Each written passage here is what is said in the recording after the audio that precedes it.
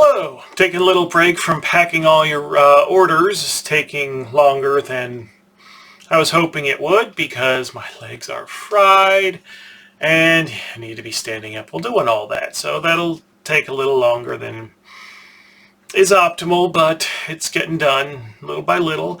I just wanted to talk about Better Than Any Man for a bit because I've been packing those into boxes, and a lot of people say that this is the best thing that I personally have ever written, and there are a number of people that think this is the best thing that Lamentations of the Flame Princess has ever published.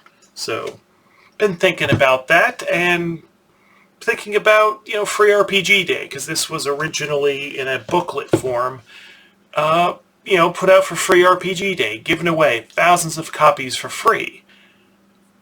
And I remember how much fun it was participating in Free RPG Day, and why that was fun. Because every year, did this one in 2013.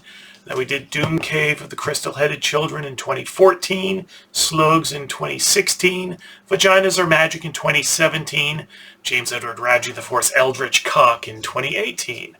And they all would work to bring people in. And I've been thinking, why did they work? I mean, the fact that people came in was fun, but it wasn't the fun of participating.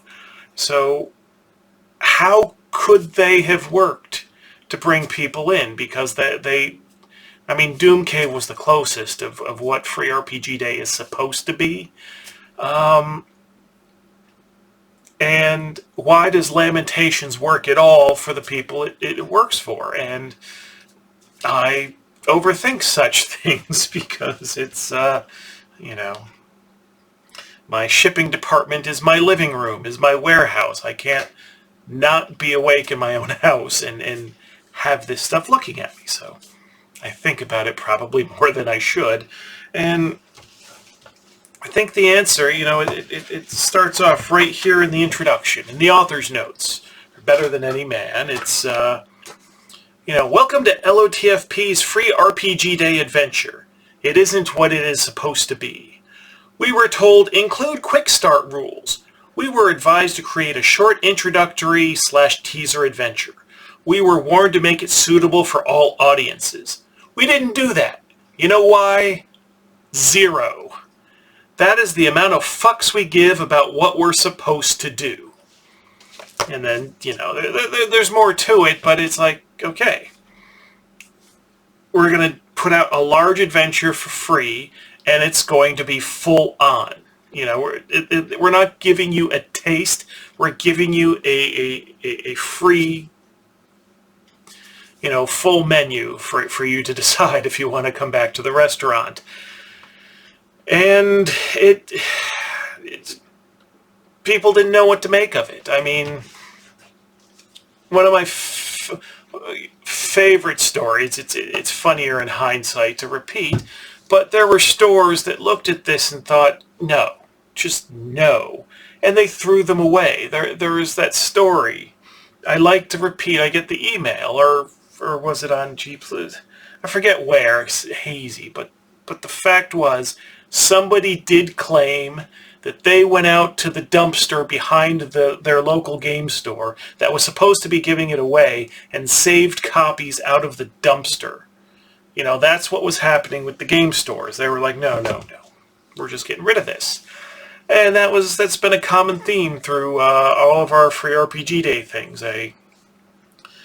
Some percentage, never got an idea whether this is a few isolated cases or whether a significant portion of the books printed ended up not getting distributed because stores just weren't going to distribute them. I mean, there was one case, it was for one of the later ones, Vaginas Are Magic or Eldritch Cock. The store didn't put them out with the other things, but they were still visible from the floor. So somebody that wanted one say, hey, I want one of those. And they were told, we're not giving those out.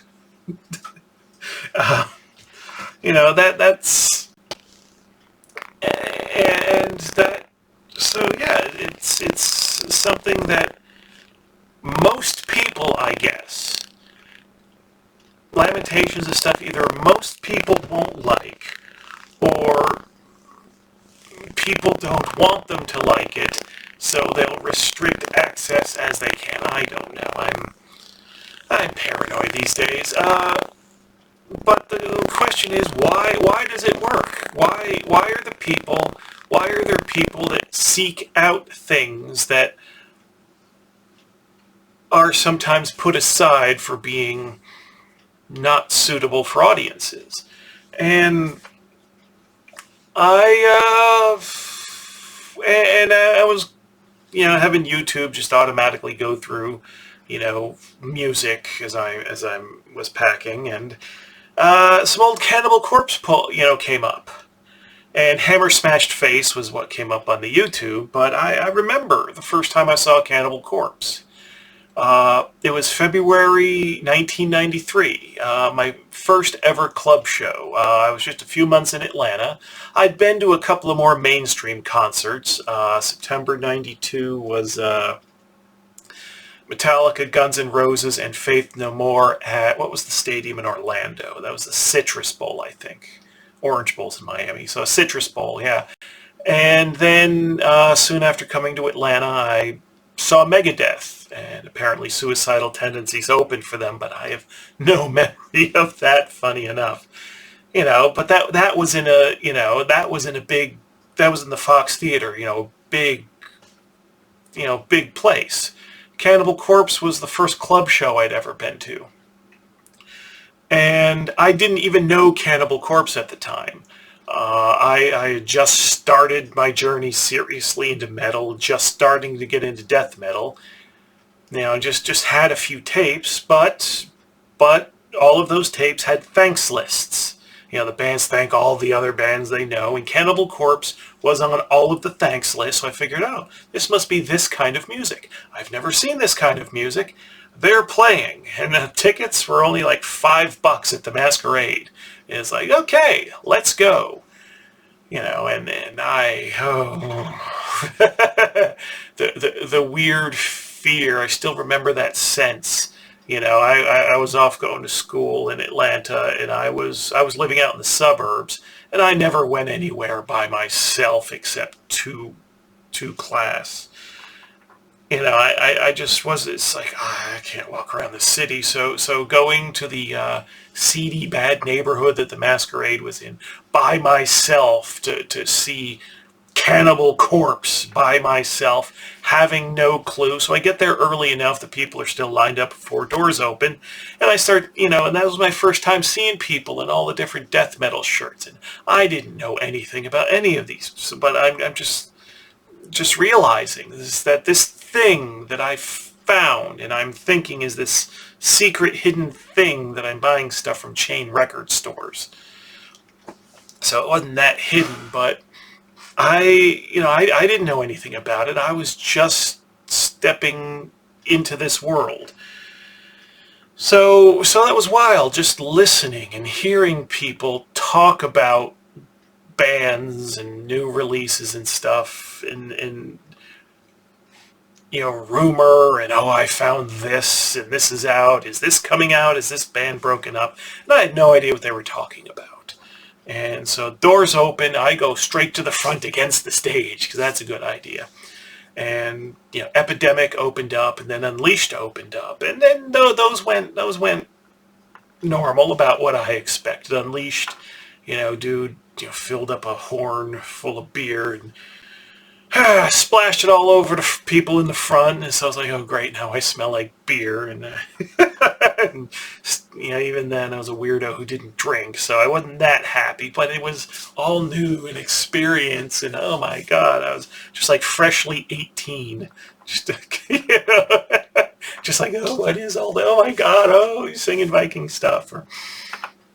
Then Cannibal Corpse comes on, and they were, the crowd turns different. And remember, I never heard any other songs before. I didn't know anything about them other than they were in the same scene as like some of the other bands that I had tapes from were in. And I'd never seen any of them either, the death metal stuff. So they start, and then the crowd behind me, there's this mosh pit starting.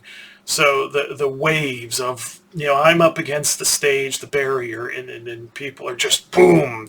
There's this crush, because especially back then, I haven't seen pits like this since the 90s, where people are throwing their elbows, they're running and just cannonballing as hard as they can into the people on the edge of the pit. So this was like a surging, violent pit, and I'm just like, whoa, and it's like people didn't know Unleashed or Epidemic as much, but they knew Cannibal Corpse.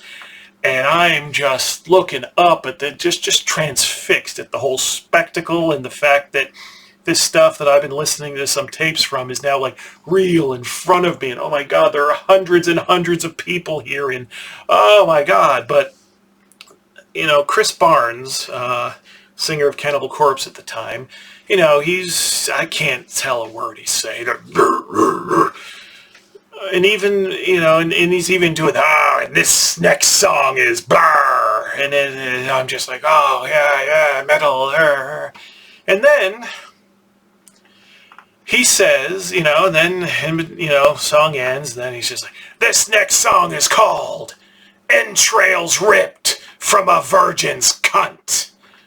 Not getting this video monetized. And it's like my brain just popped. I mean, I'd seen lots and lots of horror movies, before then. I was familiar with that, but it never occurred to me really that music could do that same thing. So when he says those words and the titles of this song, I'm just thinking, wait.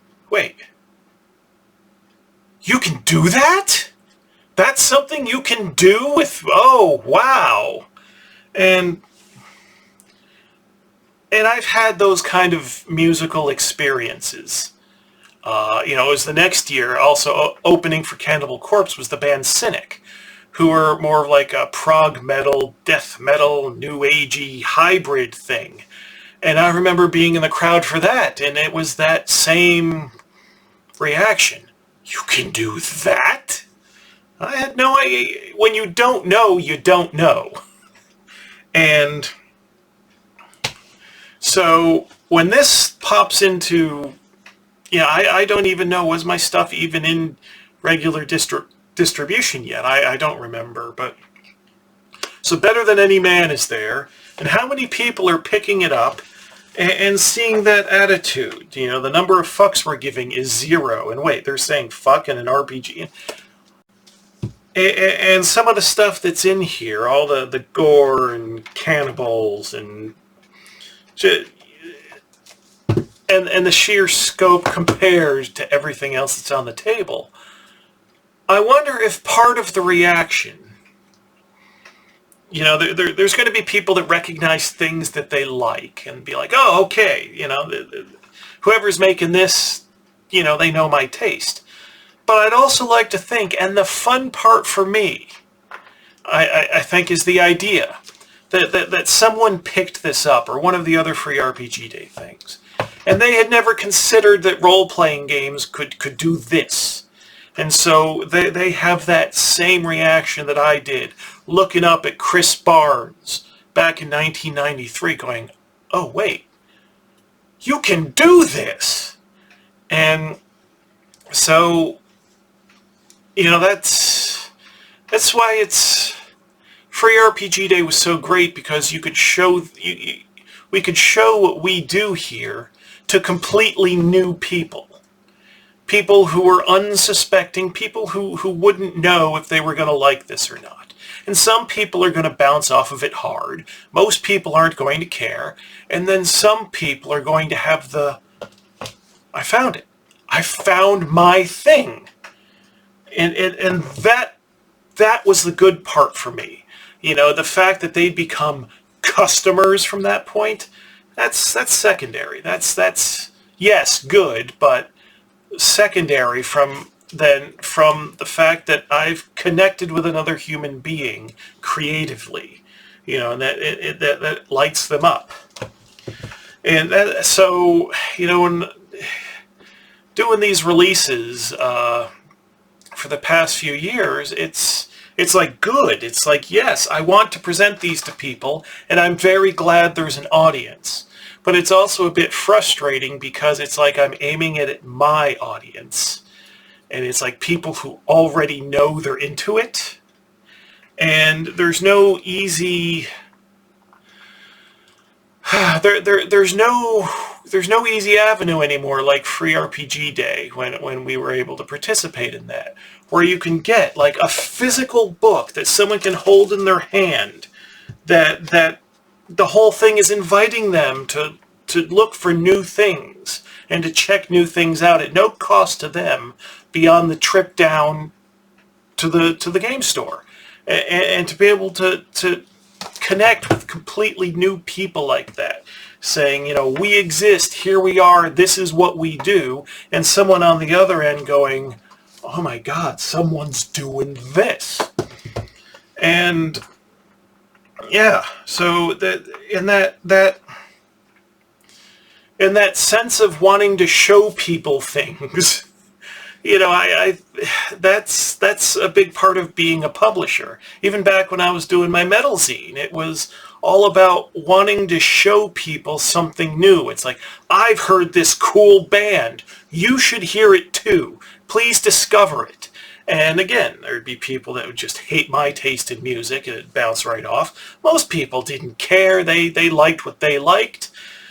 But then some people would go, holy shit. This guy's showing me something new. And then they have a new band to love. And I feel like I did something for somebody.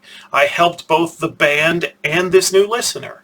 And that's sort of what being the publisher is having these weird ideas and then connecting them with the person who would enjoy them. And yeah, that's the point and the fun of being a publisher and a writer. And so, yeah, little trip down memory lane and stuff. Yeah, that's so. Yeah. So I'm going through and doing these,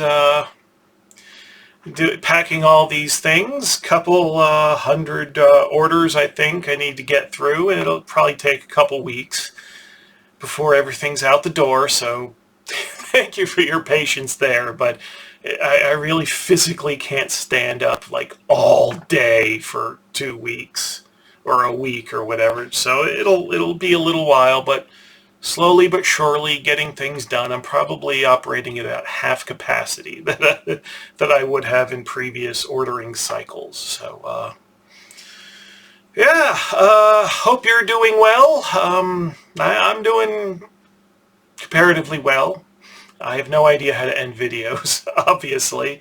So I'll leave you to it then. Thank you for listening. Thank you for playing. Thank you for supporting. Thank you for, I don't know, whatever it is you're doing that I don't know about, but